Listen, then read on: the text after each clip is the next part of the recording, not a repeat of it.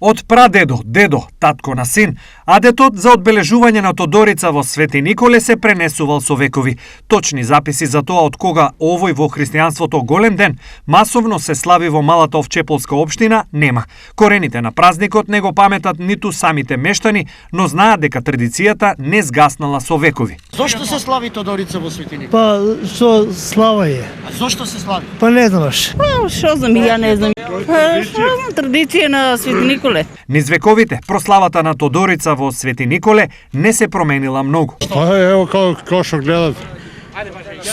Секако традицијата се поштува. Тива тука ора, збере се народ од секаде, доваѓат, а и ние дома си припремамо, некој дојде на гости, куќа отворена за секој кој дојде.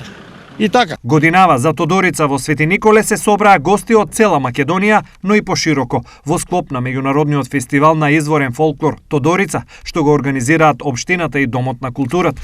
Значи оваа година за прв пат ја организираме целата манифестација надвор на Бина, на кој што присуствуваат 13 културно-уметнички друштва, од кои што поголем дел се од територијата на Република Македонија, а имаме гости и од соседна Бугарија и соседна Црна Гора. Таа традиција, значи, продолжува и еве денес 12 март во Свети Николе повторно е весело, разиграно, распеано.